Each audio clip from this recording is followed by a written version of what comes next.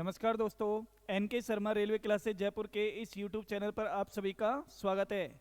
आज हम डिस्कस करेंगे प्रीवियस ईयर के क्वेश्चंस।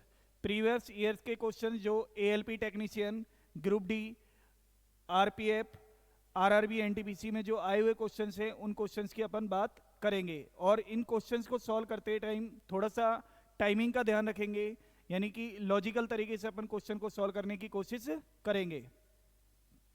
देखें, क्वेश्चन नंबर फर्स्ट है, यदि 6 अंकों की संख्या 7 3 7 3 8 A 6 A 11 से विभाज्य है। कितने से विभाज्य है? 11 से विभाज्य है। और 3 अंकों की संख्या 6 8 X 9 से विभाज्य है, तो AX का मूल्य क्या होगा?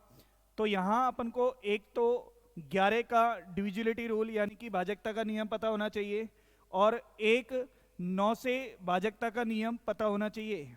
11 से भाजकता का नियम क्या कहता है कि विषम स्थान, अपन इस संख्या को ले लेते हैं 7 3 8 A 6 A। अब विषम स्थान पर जो भी संख्या लिख रही है अपन ने उस पर क्लिक कर दिया, और सम स्थान पर जो भी संख्या लिख रही है उस पर क्लिक कर दिया। तो क्या होता है, विषम स्थान और सम स्थान के अंकों का योग या तो 0 आए या फिर एक ऐसी संख्या आए जो 11 से पूर्णतः विभाजित हो। तो 7 8 6 ये लिख दिए जो विषम नंबर पर है। 3 A A 7 8 15 6 21 equal to 3 + 2A। तो यहाँ पर 18 हो जाएगा, ये 2A, तो A बराबर 9। एक वैल्यू ये आ गई अपने पास, A बराबर 9। और एक वैल्यू अपन को चाहिए X की। X की वैल्यू निकालने के लिए अपने पास दे रखा है 6 8 X किससे? 9 से। किससे? 9 से विभाज्य है। तो 9 का डिविजिबिलिटी रूल क्या होता है? सभी अंकों का सम 9 से पूर्णतः विभाजित होना चाहिए, यानी कि 6 + 8 + X। अब अपन ये कहें कि 6 8 X ये किससे विभाजित होना चाहिए? 9 से। तो 6 और 8 14, इसमें क्या जोड़ें कि 9 से पूर्णतः विभाजित हो जाए, यानी कि 4 अपन इसमें कम से कम जोड़ सकते हैं। तो X की वैल्यू अपन को यहाँ से फाइंड आउट हो जाती है, कितनी? 4। अपन को निकालना क्या है? A + X। A की वैल्यू अपने पास 9 आई, X की वैल्यू अपने पास कितनी है? 4 है। तो 9 + 4 कितना हो गया? 13। तो अपना option C is the right answer. ठीक है, नेक्स्ट क्वेश्चन पर चलते हैं अपन। अगला क्वेश्चन,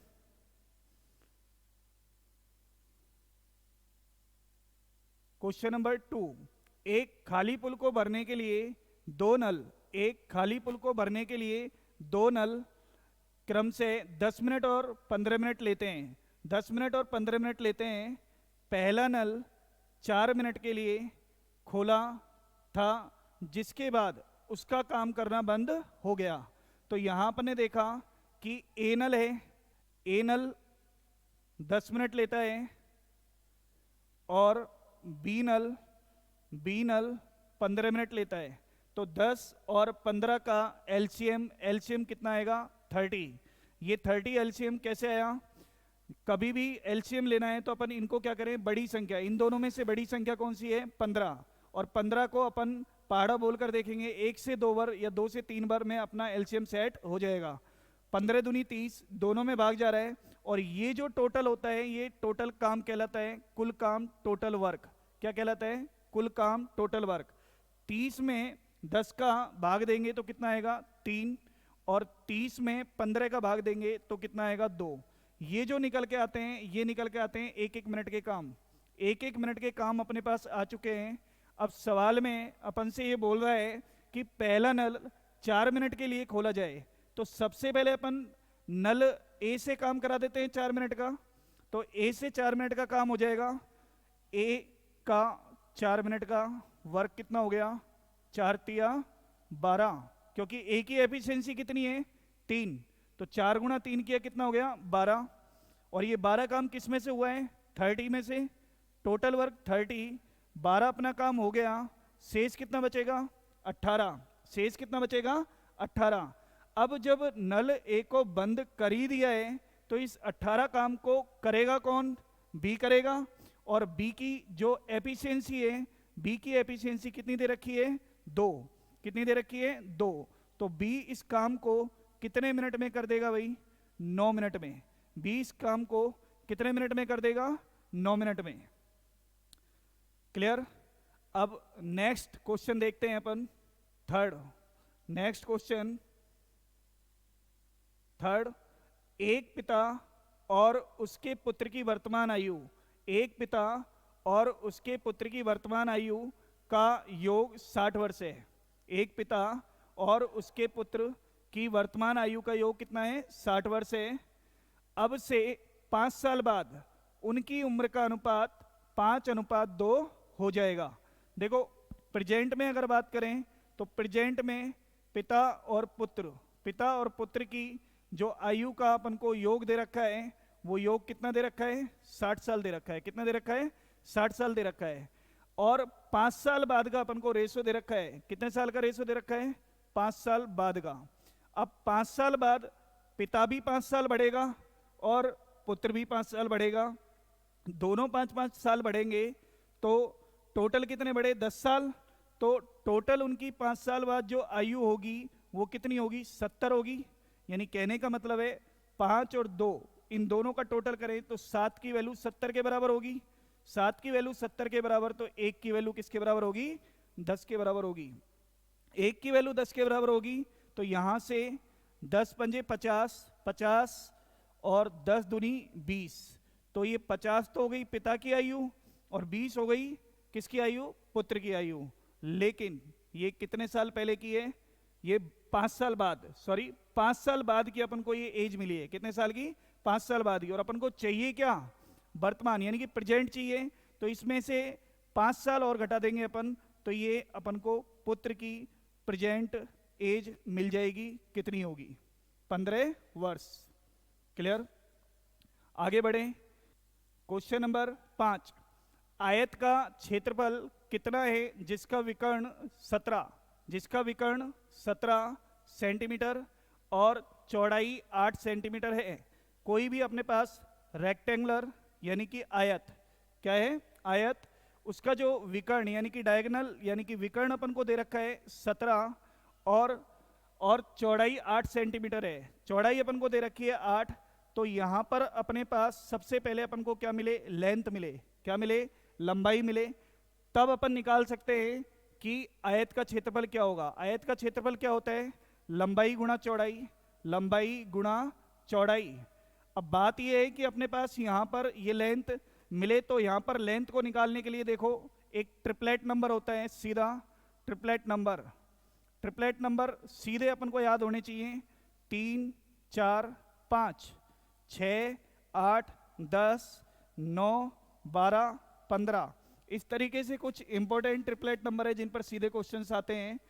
और आगे बढ़े 5, 12, 13, 8, 15, 17, 9, 40, 41, 20, 21, 29।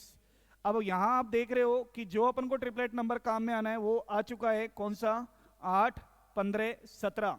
यानी कि कहने का मतलब है कि अपन को लेंथ अगर डायरेक्ट मिल जाए, ये 15 जो लेंथ आई है डायरेक्ट मिल गई, तो अपन यहाँ पर आसानी से निकाल सकते हैं कि लंबाई गुणा चौड़ाई क्या होगा।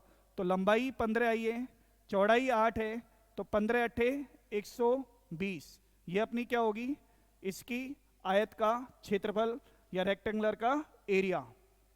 क्लियर।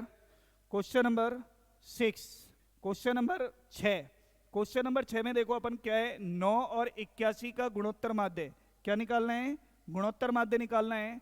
गुणोत्तर माध्य के बारे में अपन को नॉलेज होनी चाहिए कि दोनों संख्याओं को अगर रूट के अंदर ले लें, दोनों संख्याओं को रूट के अंदर ले लें और आपस में मल्टीप्लाई कर दें तो गुणोत्तर माध्य निकल जाता है। अब 9 आपको पता होना चाहिए किसका होता है 3 का, और 81 आपको मालूम होना चाहिए किसका होता है 9 का, तो 9 तिया 27, ये सिंपल सा क्वेश्चन था। 27 अपना क्या हो जाएगा यहाँ पर, गुणोत्तर माध्य हो जाएगा, राइट। आगे बढ़े, क्वेश्चन नंबर नेक्स्ट 7। एक्स के पास 60 सिक्के थे, एक्स के पास 60 सिक्के थे, जिसमें से आधे भारतीय सिक्के थे और 1/6 अमेरिकी सिक्के थे। उसके पास अन्य सिक्के कितने थे? तो टोटल अपन को दे रखे हैं 60 सिक्के। टोटल कितने दे रखे हैं? 60। भारतीय सिक्के इसके कितने हैं? आधे, इसके आधे हैं, तो इसका मतलब 30 सिक्के। 30 सिक्के क्या हो गए? भारतीय सिक्के हो गए। 30 सिक्के क्या हो गए? भारतीय सिक्के हो गए। 30 सिक्के अपने पास भारतीय सिक्के हो गए। अब बात ये कह रहा है आगे, और 1/6 अमेरिकी सिक्के हैं, यानी कि 60 का 1/6 अमेरिकी सिक्के हैं। इसका मतलब ये 10 सिक्के अपने क्या हो गए? अमेरिकी हो गए। क्या हो गए? अमेरिकी सिक्के हो गए। अमेरिकी सिक्के हो गए। अब आपसे पूछ क्या रहे, उसके पास अन्य कितने सिक्के थे? तो 60 में से इनको 30 और 10 को अपन घटा देंगे, तो अपने पास शेष सिक्के निकल के आ जाएंगे कि शेष सिक्के कितने होंगे। तो शेष सिक्के अपने होंगे 20। कितने होंगे? 20। तो आंसर बी हो जाएगा। क्लियर? आगे बढ़े, question number 8 question time and work का है ये। देखें, बी और सी 35 दिनों में एक निश्चित काम कर सकते हैं। बी और सी 35 दिनों में एक निश्चित काम कर सकते हैं, जबकि ए, बी और सी वही काम 17.5 दिनों में कर सकते हैं। तो दो जने हैं, पहले तो बी प्लस सी तो ले रहे हैं 35 दिन, और तीनों मिलकर ए प्लस बी प्लस सी 17.5 दिन लेते हैं। तो 17.5 को मैं अगर 35/2 लिख दूं तो कोई दिक्कत है क्या? 17.5 17 दूनी 34 और 1 35/2। अब यहां पर अपन को एक चीज ध्यान रखनी है, कंफ्यूजन होता है बच्चों को कि 35 है, यहाँ 35/2 है, तो सर एलसीएम कैसे ले? एलसीएम जो लेना है अपन को केवल और केवल ऊपर वाली संख्याओं का ही लेना है। तो 35 अपना एलसीएम आ जाएगा। 35 डिवाइड बाई 35 करोगे तो 1 आएगा। 35 डिवाइड बाय 35/2, तो ये कितना होगा? ये 2 हो जाएगा। कैसे होगा? देखो, 35/2, तो ये 2 कहाँ चले जाएगा? ऊपर, और 35 से 35 कैंसिल आउट हो जाएगा, तो ये 2 हो गया। अब यहाँ बी और सी की एफिशिएंसी है 1, ए प्लस बी प्लस सी की एफिशिएंसी है 2। तो ए की एफिशिएंसी अपन निकाल सकते हैं। तीनों की एफिशिएंसी में से बी सी की घटा दी तो क्या ए की एफिशिएंसी नहीं आ जाएगी? ए की एफिशिएंसी कितनी होगी? 1। कितनी होगी? 1। अब ये पूछ क्या रहा है अपन से? वही काम ए अकेला कितने दिनों में कर सकता है? तो टोटल वर्क है 35, ए की क्षमता है 1, तो ये कितने दिनों में कर देगा? 35 दिन में कर देगा। कितने दिन में कर देगा? 35 दिन में कर देगा। क्लियर? अब देखो क्वेश्चन नंबर नेक्स्ट 9 नंबर जो क्वेश्चन है वो सीआई का है। चक्रवृद्धि ब्याज पर निवेशित राशि 2500 रुपये। चक्रवृद्धि ब्याज पर निवेशित राशि 2500 रुपये 1 साल में 4% वार्षिक दर पर कितनी होगी? ब्याज अर्धवार्षिक रूप से चक्रवृद्धि ब्याज होगा। अर्धवार्षिक रूप से मतलब क्या है? देखो, कंडीशन आ गई। अगर हाफ ईयरली की कंडीशन है, तो हाफ ईयरली कंडीशन में आपको एक चीज आनी चाहिए कि जब भी अर्धवार्षिक की शर्त आए तो समय को दुगना बोलते हैं और दर को आधा। समय दुगना बोलते क्यों हैं? क्योंकि आपने देखा होगा जब ब्याज की शर्त अर्धवार्षिक का मतलब होना है कि पैसे का प्रत्येक 6 महीने में हिसाब का होना, और जब प्रत्येक 6 महीने में हिसाब होगा तो वो हिसाब साल में कितनी बार होगा? 2 बार होगा। यही कारण है कि अपन समय को दुगना बोलते हैं, यानी कि यहाँ अगर 1 वर्ष दे रखा है तो 2 वर्ष हो जाएगा, और दर को आधा करते हैं। दर कितनी दे रखी है? 4%, तो कितनी बोली जाएगी? 2%। कितनी बोली जाएगी? 2%। अब टोटल रुपए हैं कितने भाई अपने पास? 2500 रुपये। 2500 रुपये का अपन को 2 साल का क्या चाहिए? चक्रवृद्धि ब्याज। और 2% को आप सीधा सीधा 2/100 लिख दो, 2 जीरो से 2 जीरो कट जाएंगी, 25 दूनी 50, फिर से 2/100 करोगे तो 50 गुणा 2/100 करोगे तो कितने रुपए आएंगे भाई? 1 रुपया। कितने रुपया आएगा? 1 रुपया। और 2 साल का जो फॉर्मेट होता है वो फॉर्मेट होता है 2-1। 2 साल का जो फॉर्मेट होता है वो फॉर्मेट होता है 2-1। अब ये 2-1 मैं किसको बोल रहा हूँ? 2 बार ए आता है और 1 बार बी आता है। अगर 3 साल की बात करें, 3 साल का फॉर्मेट होता है 3-3-1, यानी 3 बार ए आता है, 3 बार ए आता है, 3 बार बी आता है और 1 बार सी आता है। तो ये फॉर्मेट अपन पढ़ेंगे जब डीपली अपन इसको चक्रवृद्धि ब्याज को टॉपिक को पढ़ेंगे। तो यहाँ पर अपन ने देखा कि यहाँ 2-1 से गुणा करना है, केवल 2-1 से। तो ये कितना हो गया? 100। और ये कितना हो गया? 1 रुपया। तो 2500, 100 और 1 रुपया, 2500 और 100, 2600 और 1 कितना हो गए? 2601। ये अपन से यही पूछ रहा है क्वेश्चन नंबर 10। ये देखो, ये आसान क्वेश्चन है, ALP CBT 2 में आया हुआ क्वेश्चन है 2019 में। देखें इसको, under root of 735 divide by 375।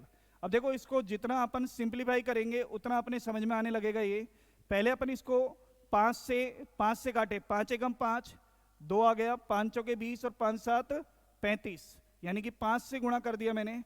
ऐसे ही अपन नीचे करें, 5 की 30, 5 की 30 और 5 7 35, 5 7 35 और 5 25। तो ये 75 गुणा 5 भी लिख सकते हो आप इसे, और ऊपर 147 गुणा मैंने 5 लिख दिया। इसमें भी कोई दिक्कत नहीं होनी चाहिए। अब देखो, यहाँ ये 5 से 5 कट जाएगा क्योंकि मैंने रूट पूरे पे लगा दिया, रूट पूरे पे लगा दिया तो कोई दिक्कत नहीं है। अब यहाँ देखो, आप यहाँ पर आप 3 का भाग दो, 3 चौके 12, 2 3 27, यानी कि मैं इसको 49 गुणा 3 लिख सकता हूँ। ऐसे ही मैं इसको 25 गुणा 3 लिख दूंगा। 75 को 25 गुणा 3 लिख सकता हूँ। 3 से 3 कैंसिल आउट हो रहा है और आप कहोगे सर 49 7 का होता है और 25 5 का होता है। तो ये अपने पास कितना निकल के आया? 7:5, यानी कि 7:5। क्लियर? आगे बढ़े, क्वेश्चन नंबर 11 देखें। 20% वार्षिक चक्रवृद्धि ब्याज की दर से 3 वर्ष के लिए और 20% वार्षिक साधारण ब्याज की दर से समान अवधि के लिए निवेशित धनराशि पर प्राप्त ब्याजों का अंतर 448 रुपये। कितना दे रखा है? 448 रुपये। तो निवेशित धनराशि का मान ज्ञात कीजिए। ये NTPC CBT 2 में 9 मई 2022 को आया हुआ क्वेश्चन है।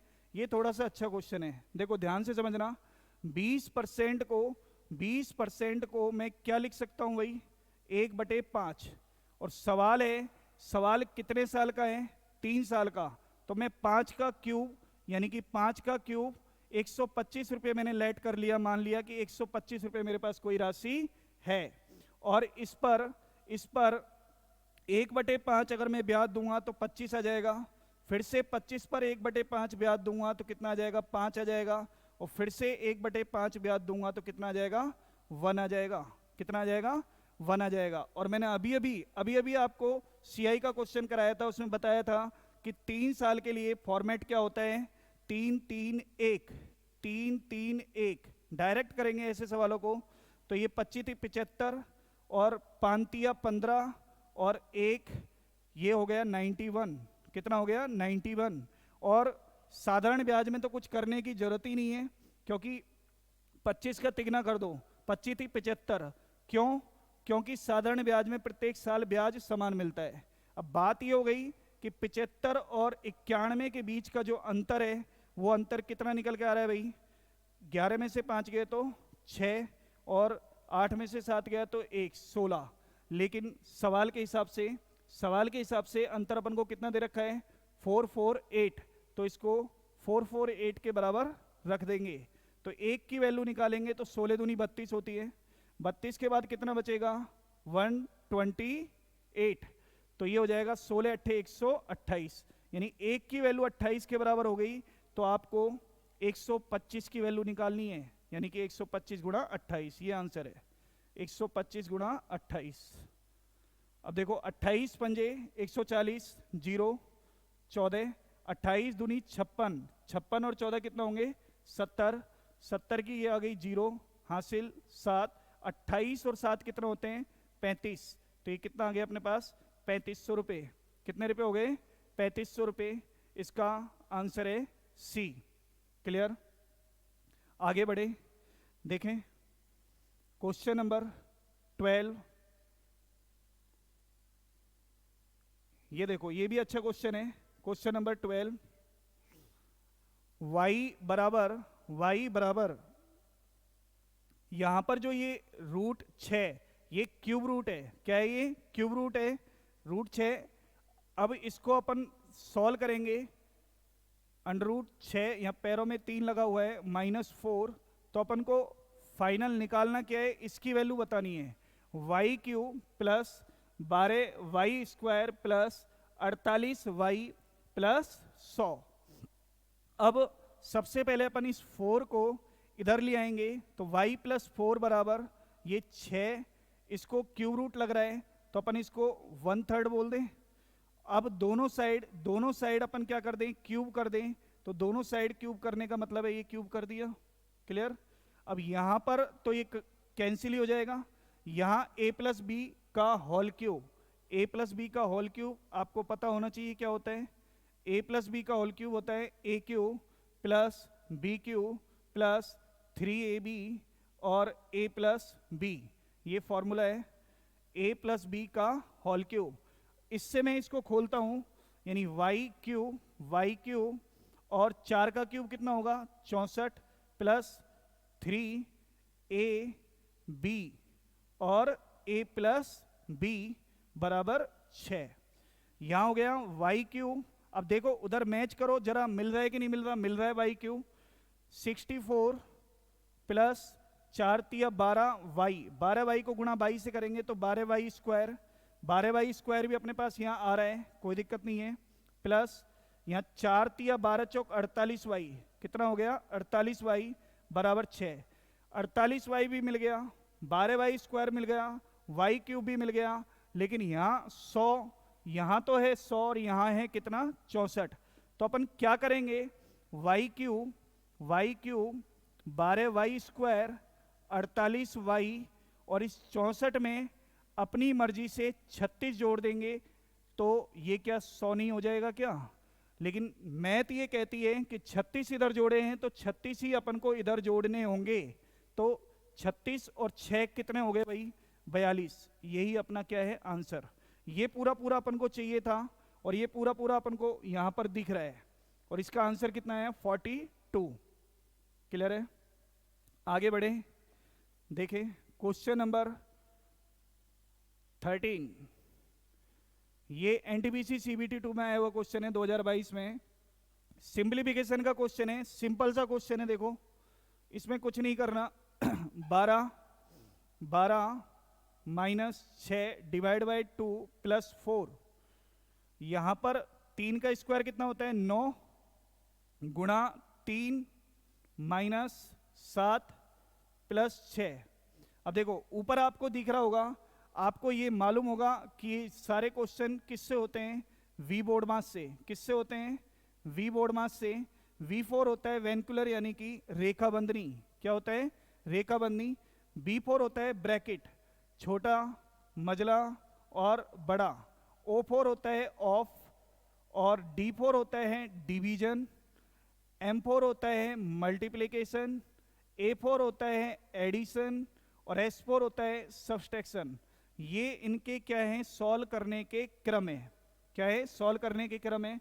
तो यहां से देख के आपको पता लग रहा होगा कि सबसे पहले ऊपर अपन को भाग को सॉल्व करना है, तो 2 से इसको काटोगे तो ये 3 बार कटेगा, तो 12 माइनस 3 कितना हो गया 9 हो गया, प्लस 4 ऊपर, तो 12 माइनस 3 9, 9 प्लस 4 ये आया, नीचे 9 तिया 27, 27 में से 7, 27 में से 7 घटाओगे तो 20, 20 और 6 कितना हो गए 26, तो ये ऊपर तो आ रहा है 13, नीचे है 26, कैंसिल आउट हो रहा है, 13 एकम 13, 13 दूनी 26। तो इसका जो आंसर आएगा वो क्या आएगा 1/2। 1/2 कोई दिख रहा है, ए ऑप्शन दिख रहा है 1/2। क्लियर है? आगे बढ़े। क्वेश्चन नंबर 14 में ये है HCF का, NTPC CBT 2 में आया हुआ क्वेश्चन है। HCF के बारे में देखो, बहुत ही शानदार टेक्निक है कि इसमें अपन को इन क्वेश्चनों को, इतनी बड़ी संख्याओं को करना कैसे है। देखो इधर समझना, यहाँ पे सबसे पहले आपको ये चीज देखनी होगी कि ये 3 संख्याएं हैं, 3 संख्याओं में से ऐसी 2 संख्याओं को पकड़ो जो बिल्कुल पास पास नजर आती है। पास पास नजर आने वाली संख्या अपन को एक तो 245 दिख रही है और एक 175 दिख रही है।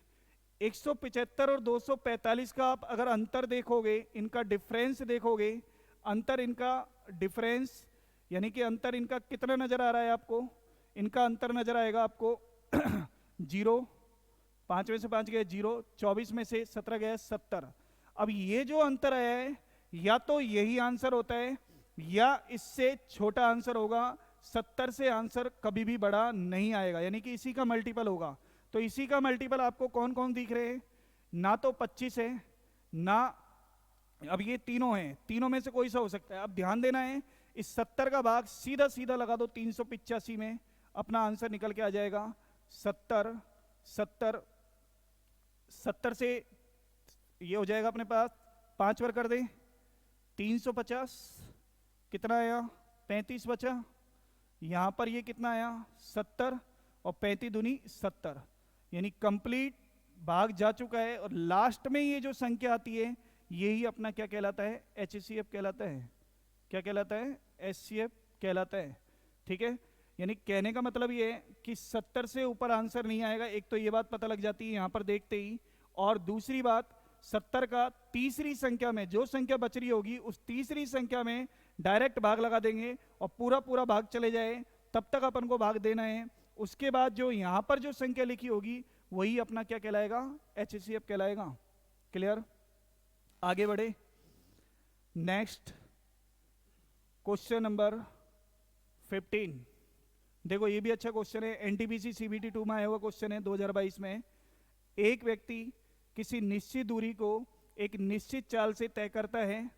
यदि वह अपनी चाल में 30% की वृद्धि कर देता है तो उसे उसी दूरी को तय करने में 15 मिनट का समय कम लगता है। तो देखें यहाँ पर अपन को जो चाल है वो सीधी सीधी जो चाल बढ़ रही है, वो चाल कितनी बढ़ रही है भाई? 30%। कितनी बढ़ रही है? 30%, यानी 100 से वो हो गई 130। 100 से कितनी हो गई? 130 हो गई। यानी कि ये अपने पास स्पीड है और 100 से 130 हो गई, 0 से 0 कट जाएगी। तो ये चाल का रेशो है। किसका रेशो है? चाल का। लेकिन अगर मैं इसको समय में कन्वर्ट करना चाहूँ, तो ये रेशो क्या हो जाएगा? विपरीत हो जाएगा, यानी 13:10 हो जाएगा। कोई दिक्कत? अब क्या है, साफ साफ लिख रहा है कि 15 मिनट कम समय लगता है। 15 मिनट का कम समय लगता है, अपने हिसाब से 3 मिनट कम है और उसके हिसाब से 15 मिनट कम है। तो 1 की वैल्यू 5 के बराबर आ गई। तो 1 की वैल्यू 5 के बराबर है, तो वो कह रहा है कि क्या पूछ रहा है? उस दूरी को तय करने में उसके द्वारा लिया गया समय ज्ञात कीजिए, यानी कि 13 की वैल्यू फाइंड आउट करवा रहा है। तो 13 गुणा 5, 13 पंजे 65 मिनट। अब 65 मिनट अपन देखेंगे, ऑप्शन में अपन को कहीं भी नजर नहीं आ रही, लेकिन अपन को ऑप्शन जिस तरीके से दे रखा है उस तरीके से आंसर सी नजर आ रहा है। 1 घंटा 5 मिनट, 1 घंटा 5 मिनट मतलब कितना होगा? 65 मिनट। कितना होगा? 65 मिनट। क्लियर? आगे बढ़े। क्वेश्चन नंबर 16 भी अच्छा क्वेश्चन है, ये भी NTPC CBT 2 का ही है। देखें, यदि ट्रिग्नोमेट्री का है 2 sin y plus cos y बराबर √5 sin y हो तो tan y का मान ज्ञात करो। तो सबसे पहले यहाँ पे क्या करेंगे अपन, ये जो अपन को दिख रहा है इसको फ्री करो, इस साइड को, यानी कि sin y का सब में भाग लगा देंगे। तो आप देखोगे यहाँ केवल 2 बचेगा, प्लस cos y बटे sin y, और यहाँ पर √5 बचेगा। cos y और sin y को इसको आप लिख सकते हो cot y बराबर √5 और ये 2 उधर चले जाएगा, माइनस का हो जाएगा, तो कॉट वाई आ गया √5 माइनस 2। लेकिन कॉट वाई नहीं पूछा है, अपन से पूछा क्या है, टेन वाई पूछा है। क्या पूछा है, टेन वाई। तो अपन इसको 1/10 वाई नहीं लिख सकते क्या, 1/10 वाई यानी कि 1/√5 माइनस 2। अब इसमें करना क्या होगा, अपन को करना क्या होगा कि अपन इसको कंजुगेट से क्या करें, ऊपर नीचे क्या करना पड़ेगा, गुणा करना पड़ेगा। कंजुगेट से ऊपर नीचे गुणा करोगे तो क्या करोगे, √5 प्लस 2 √5 प्लस 2। तो नीचे तो आप देखोगे कि a plus b a minus b का फॉर्मूला लग जाएगा, और √5 का मतलब हो जाएगा 5, 2 का स्क्वायर हो जाएगा 4, 5 में से 4 गया तो 1, नीचे तो कुछ बचा नहीं, तो ऊपर केवल वही बचा, क्या बचा, √5 प्लस 2, √5 प्लस 2। ठीक है, यानी कि अपन को कॉट वाई मिल गया। कॉट वाई मिलने के बाद टेन वाई इसका क्या हो जाएगा, जस्ट अपोजिट साइन हो जाएगा और कुछ भी नहीं है। इसमें क्या है, बच्चे गलत कर सकते हैं क्योंकि दोनों ऑप्शन गिवन है। क्लियर है, आगे बढ़े, देखें next question number 17। Question number 17, 54 kilometre प्रति घंटा की चाल से चल रही 450 मीटर लंबी रेलगाड़ी को प्लेटफॉर्म पर खड़े किसी व्यक्ति को पार करने में कितना समय लगेगा। अब ध्यान देना, एक कंसेप्ट है कि जब भी कोई रेलगाड़ी किसी व्यक्ति को पार करे, किसी खंबे को पार करे, या फिर किसी खड़े हुए व्यक्ति या खंबे या फिर पेड़ को पार करे, तो उनकी लंबाई कंसीडर नहीं करते हैं। लेकिन अगर कोई ट्रेन किसी प्लेटफॉर्म को पार करे, किसी ब्रिज को पार करे, या फिर किसी खड़ी हुई ट्रेन को पार करे, तो उनकी लंबाई कंसीडर की जाती है। जब अपन चैप्टर की बात करेंगे तो इसको आराम से अपन पढ़ेंगे, लेकिन अभी इतना समझने की जरूरत है, यहाँ पर किसको पार कर रही है, खड़े व्यक्ति को, तो इसकी लंबाई अपन को नहीं लेनी है। अब अपन को ये पूछ रहा है कि पार करने में कितना समय लगेगा, तो समय बताना है कितना समय लगेगा। तो समय बराबर क्या होता है, दूरी। तो दूरी केवल अपन को रेलगाड़ी की लेनी है, रेलगाड़ी की दूरी है 450 मीटर, समय बराबर दूरी बटे चाल। अब यहाँ चाल पर भी फोकस करना होगा, 54 किलोमीटर प्रति घंटा, यानी कि ये अपन को किलोमीटर पर आवर में दे रखी है। 54 किलोमीटर पर आवर को मीटर पर सेकंड में बदलने के लिए क्या करोगे भाई, 5/18, तो 18 × 3 = 54 हो गया, तो ये हो गया 450, और नीचे आ गया 5 × 15, तो 15 से कैंसिल आउट करोगे तो 15 × 3 = 45, कितनी सेकंड, 30 सेकंड। क्योंकि अपन ने इसको सवाल को मीटर पर सेकंड में ले गए, किलोमीटर पर आवर जो दिया हुआ था उसको अपन ने कन्वर्ट कर लिया किलोमीटर पर आवर। देखो किलोमीटर पर आवर को जब अपन मीटर पर सेकंड में बदलते हैं तो 5/18 से मल्टीप्लाई करना पड़ता है, और जब मीटर पर सेकंड को किलोमीटर पर आवर में बदलते हैं तो 18/5 से गुणा करना पड़ता है। क्यों करना पड़ता है, इसको भी बता देता हूं।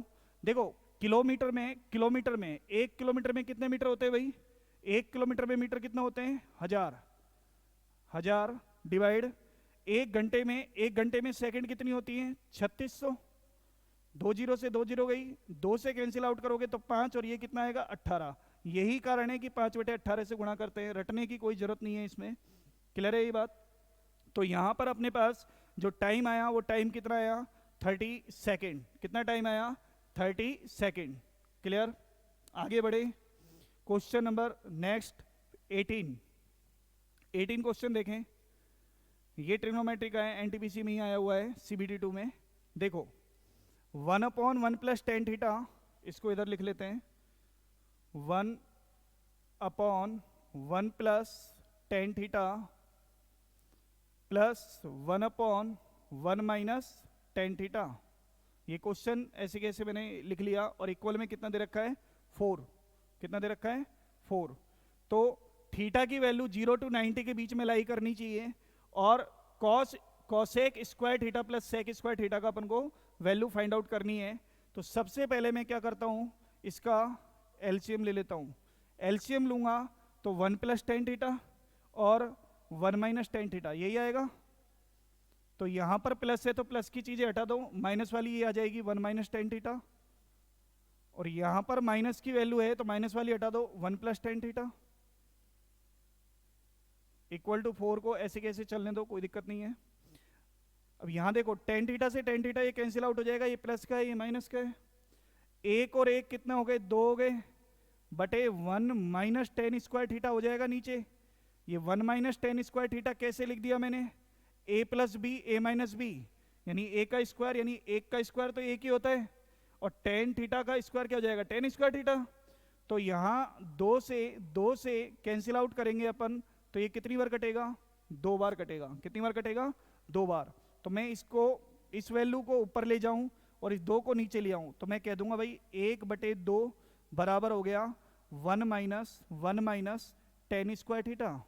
1 माइनस टेन स्क्वायर थीटा बराबर कितना हो गया, 1/2।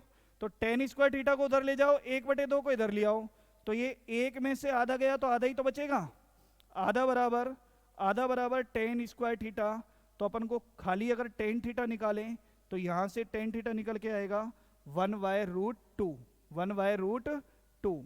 अब देखो इधर टेन थीटा आ गया, टेन थीटा का मतलब होता क्या है, लंब, लाल बटे कक्का से क्या होगा भाई, लंब बटे आधार। तो ये तो L है और ये क्या है, A है।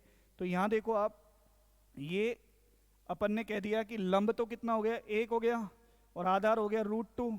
और पाइथागोरस प्रमेय से अपन जानते हैं कर्ण स्क्वायर बराबर आधार स्क्वायर प्लस लंब स्क्वायर, यानी कि √2 का स्क्वायर कितना हो जाएगा, 2, 1 का स्क्वायर हो जाएगा 1, और इस पे चढ़ जाएगा क्या, रूट, तो ये कितना आ गया, √3। अब सारी वैल्यू अपने पास है, और यहां से अपन को केवल क्या निकालना है, cosec square theta plus sec square theta. Cosec square theta निकालना है, तो इसका मतलब अपन को किस पे जाना है, देखो इसको बोलते हैं अपन लंब बटे कर्ण साइन थीटा, ये बोलते हैं अपन कॉस थीटा, ये बोलते हैं अपन टेन थीटा, और टेन का उल्टा ये होता है आधार बटे लंब कॉट थीटा, ये कॉस का उल्टा होता है सेक, और साइन का उल्टा होता है कोसेक। तो अपन को कर्ण बटे लंब लिखना होगा। कर्ण कितना नजर आ रहा है, √3 बटे लंब कितना है, 1 का स्क्वायर, कर्ण बटे लंब लिखा। उसके बाद सेक थीटा चाहिए, सेक थीटा क्या होगा, कर्ण बटे आधार, कर्ण कितना है, √3, आधार कितना है, √2 का स्क्वायर। तो √3 का स्क्वायर तो 3 हो गया, क्लियर है, √3 का स्क्वायर यहाँ 3, और √2 का स्क्वायर यहाँ क्या होगा, 2। तो 3 और 1.5 कितने होते हैं भाई, 4.5। और 4.5 देखो कैसे लिख रखा है उसने, ये रहा 4.5, 9/2, 3 दूनी 6, 6 और 3 9/2, ऐसे लिख दो चाहे 4.5 लिख दो, एक ही बात है। क्लियर है यहां तक बात, कोई दिक्कत, आगे बढ़े। क्वेश्चन नंबर 19, क्वेश्चन नंबर 19 देखें। 30 संख्या, बहुत शानदार क्वेश्चन है ये भी। 30 संख्याओं का औसत 55 है, एनटीपीसी में ही आया हुआ है। 30 संख्याओं का औसत कितना दे रखा है, 55 है। पहली 15 संख्याओं का औसत 51 है, और अंतिम 12 संख्याओं का औसत 56 है। 68, 74 और शेष 3 संख्याओं का औसत कितना होगा। तो देखें, सबसे पहले अपन क्या करेंगे, 30 संख्याओं का औसत 55 है, तो 30 संख्या 30 गुणा 55, ये मिल गया इनका योग, मिल गया। 15 संख्याओं का औसत 51 है, यानी कि इसमें से 15 संख्याओं का औसत 51 है, ये 15 संख्या घटा दी। फिर अंतिम 12 संख्याओं का औसत 56 है, 12 संख्याओं का औसत कितना है, 56 है, ये 12 संख्या घटा दी। तो अपने पास 30 में से 15 और 12 27 संख्या घट गई, तो 3 संख्याओं का क्या मिल जाएगा, योग मिल जाएगा। क्या मिल जाएगा, योग। तो यहां देखें पहले, 5 15 का 5 का हासिल लगी 1, 5 15 और 1 16, तो ये 1650 आ गया। 15 कम 15 का 5 का हासिल लगी 1, 15 5 75 और 1 76, 765 आ गया। माइनस 12 6 72 का 2 का, 12 6 72 का 2 का हासिल लगी 7, 12 5 60 और ये 67, ये कितना आ गया, 672 आ गया। अब 1650 में से आप कितना घटा दोगे, 7 और 5 2, सॉरी 5 और 2 7, फिर अपन कहेंगे 7 6 13 का 3 का 7 6 13 का 3 का, हासिल लगी 1, और ये 1437। तो ये आ जाएगा आपके पास 10 में से 7 गया तो 3, 4 में से 3 गया तो 1, 6 में से 4 गया तो 2, कितना आ गया 213। कितना आ गया 213। अब 213 तो ये रहा। उसके बाद क्या कह रहा है अपन से कि 68, 74 और 3 संख्याओं का औसत कितना होगा। तो 3 संख्याओं का योग तो ये रहा, 68 74 और लिख लो, 68 74, और इन सब का उसे चाहिए क्या, औसत चाहिए। औसत चाहिए तो देखो संख्या कितनी होगी, 3 तो ये रही, एक ये रही, एक ये रही, टोटल कितनी हो गई 5। तो 5 संख्याओं का अपन को क्या लगा देना, 5 का भाग। अब ये टोटल कर लो, ऊपर कितना हो रहा है, 4 8 4 12 और 3 15 का, 5 का, हासिल लगी 1, 8 और 6 14 और 1 15 का, 5 का, हासिल लगी 1, ये हो गया 355 डिवाइड बाय 5। तो 5 7 35 और 5 एकम 5, 71। 71 कहीं है, ये रहा डी ऑप्शन। कितना है, डी ऑप्शन है 71। क्वेश्चन थोड़ा सा अच्छा क्वेश्चन था। करना क्या है, शुरू में अपन को 30 संख्या जो दे रखी है उनका जो अपन ने योग निकाल लिया 30 गुणा 55 से। आगे की जो 15 संख्या है, 15 संख्याओं को और 12 संख्याओं को अपन ने घटा दिया। तो 15 और 12 27 संख्या जब 30 में से घट गई तो अपन को जो टोटल मिलेगा वो 3 संख्याओं का मिलेगा। कितनी संख्याओं का मिलेगा, 3 संख्याओं। अब साफ साफ लिखा हुआ है कि 68 74 और शेष 3 संख्याओं का औसत कितना होगा। तो 68 74 और ले लिया अपन ने, 3 संख्याओं का योग ये रहा, लेकिन बात कर रहा है औसत की, तो राशियों का योग बटे राशियों की संख्या। टोटल संख्या कितनी हो गई 5, तो अपन ने इसमें कितने का भाग लगा दिया, 5 का भाग लगा दिया। तो टोटल संख्या कितना 355 आया टोटल, 5 का भाग लगाया तो 71 इसका क्या हो गया आंसर। क्लियर है, आगे बढ़े। Next question number 20। यदि 0.17y, ये आसान क्वेश्चन है, बराबर 10.2 हो तो y का मान ज्ञात करो। ये भी एनटीपीसी में आया हुआ है, देखें 0.17y बराबर 10.2, ये क्वेश्चन है। यहां अपन देखते हैं 0.17। अब इसको अपन y बराबर 10.2 बटे 0.17 लिख दें, और यहां पर अगर मैं 0 लगा दूं कोई दिक्कत नहीं होनी चाहिए, पॉइंट से पॉइंट हट जाएगा, और 17 कम 17 और 17 छिकी 102। तो y की जो वैल्यू आई वो कितनी आई 60। कितनी वैल्यू आई 60। पूछ क्या रहा है ये, y की वैल्यू पूछ रहे हैं, तो अपना आंसर क्या हो जाएगा बी ऑप्शन। बहुत आसान क्वेश्चन है। क्लियर है, आगे बढ़े। देखें क्वेश्चन नंबर 21। वह अधिकतम संभव लंबाई ज्ञात कीजिए जिसका उपयोग करके 5 मीटर 25 सेंटीमीटर, 7 मीटर 35 सेंटीमीटर तथा 4 मीटर 90 सेंटीमीटर की लंबाइयों को पूर्णतः नापा जा सके। अब देखो अपन को ये क्वेश्चंस बहुत पूछे जाते हैं।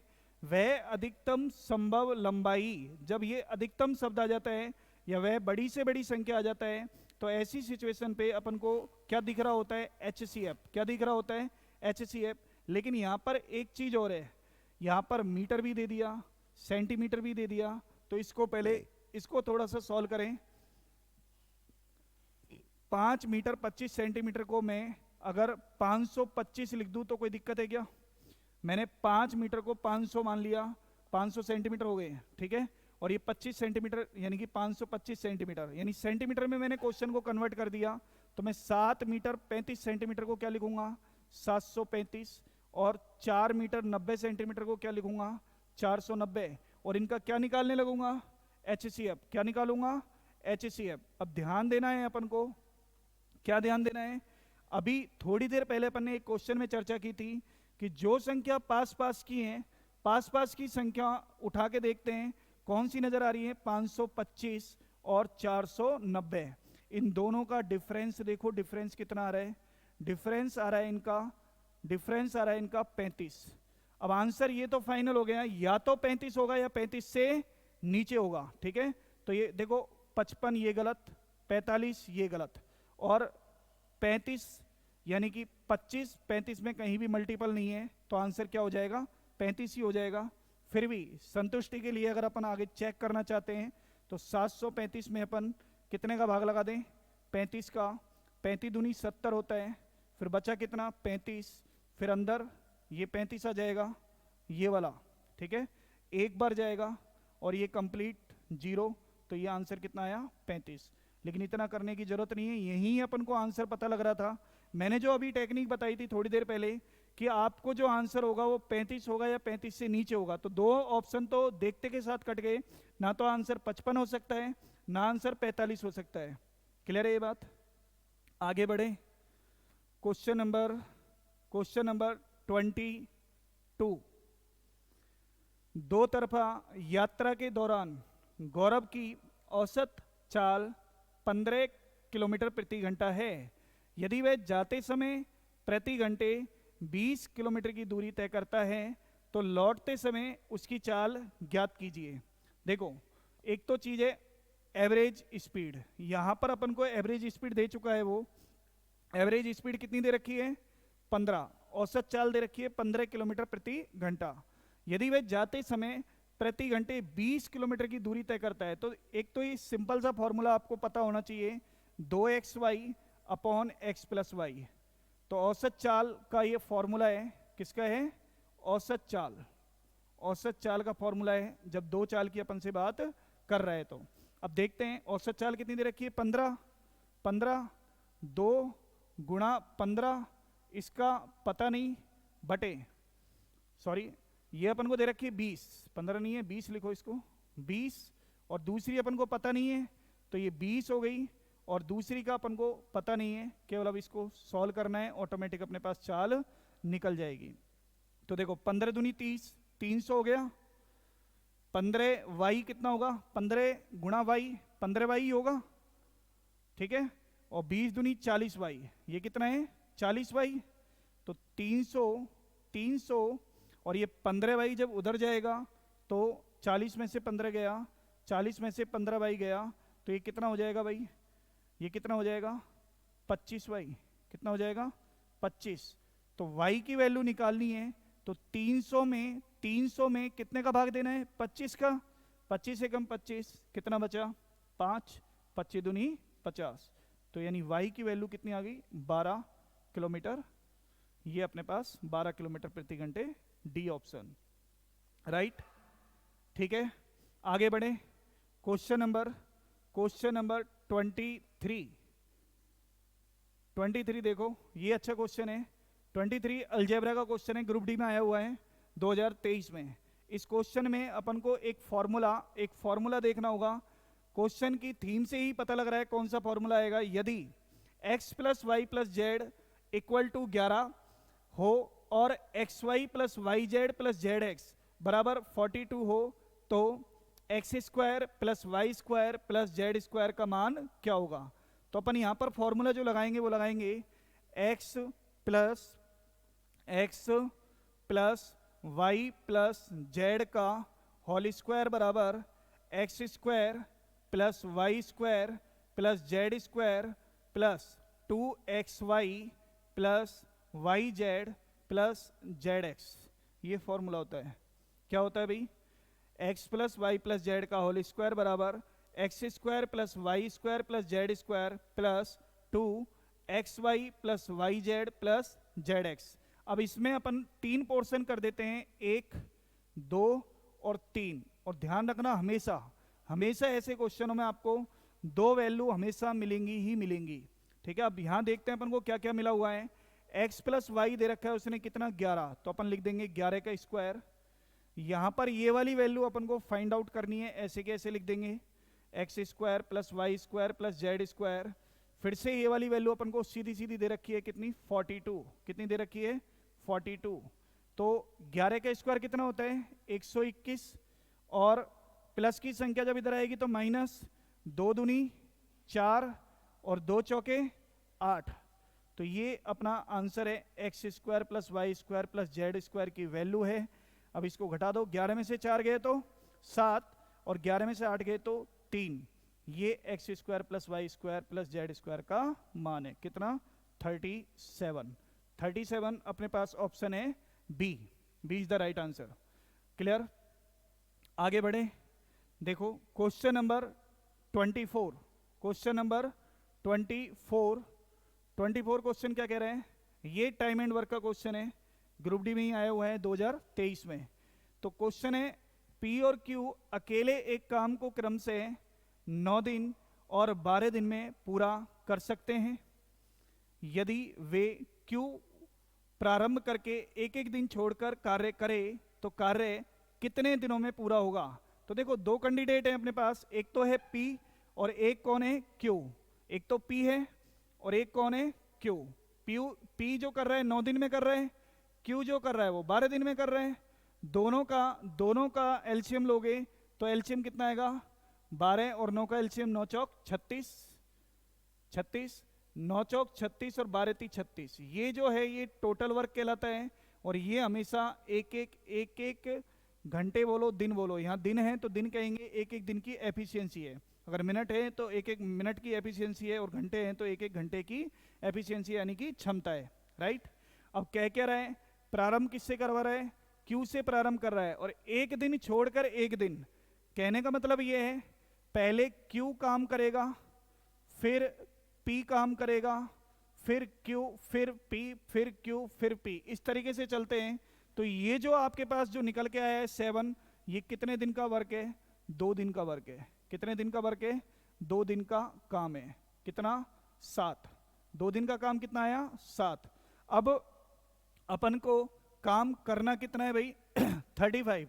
कितना करना है, 35। मैंने यहाँ 5 से गुणा किया है, अगर मैं इसको 6 से गुणा करता तो ये काम हो जाता 42, जो कि ज़्यादा हो जाता। और ध्यान रखना ज़्यादा काम अपन को कभी भी करना नहीं है। तो 5 से गुणा तो कर दिया, लेकिन मैथ ये कहती है कि इधर गुणा तो इधर भी गुणा।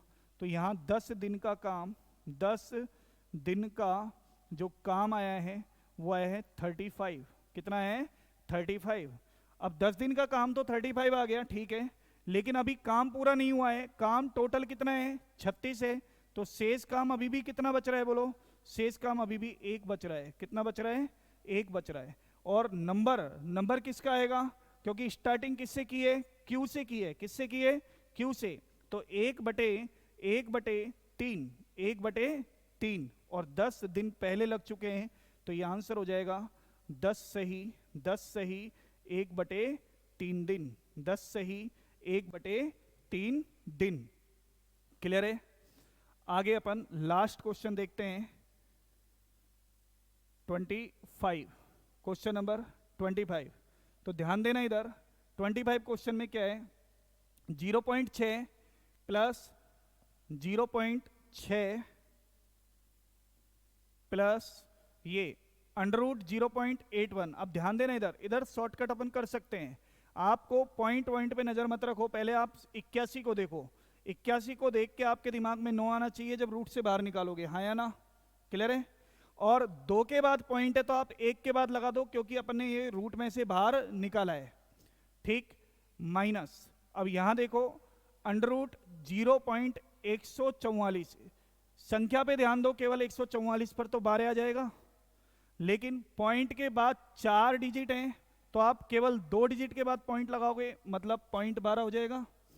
प्लस 0.4 डिवाइड बाई 0.5, तो ये 0.4 डिवाइड बाय 0.5 लिखोगे तो ये पॉइंट से पॉइंट तो कैंसिल आउट हो जाएगा, क्लियर है।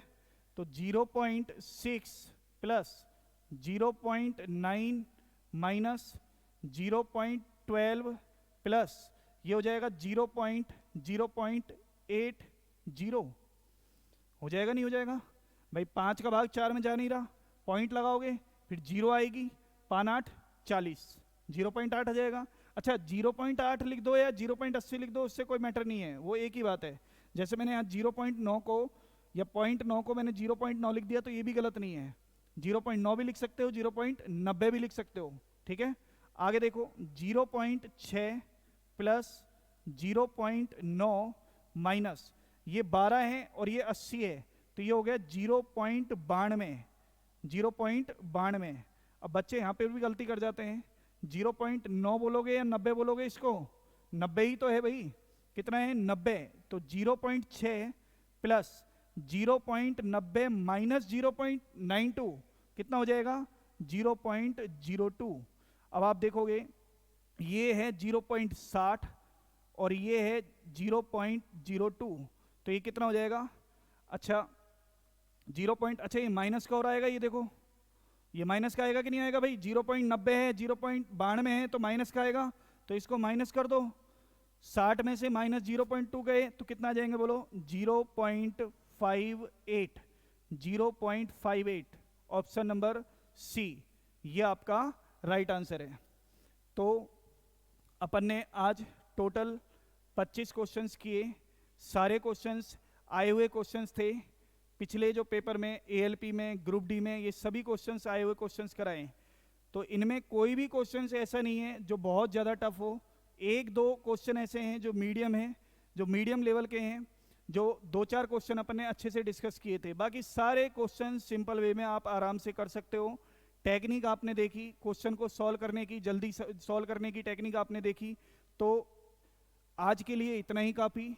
ये वीडियो आपको अच्छी लगे तो इसे ज़्यादा से ज़्यादा शेयर करें, और अगर आपको ये वीडियो आगे भी इसी तरीके से मिलती रहे उसके लिए आप NK Sharma railway classes Jaipur के YouTube चैनल को सब्सक्राइब करें। धन्यवाद।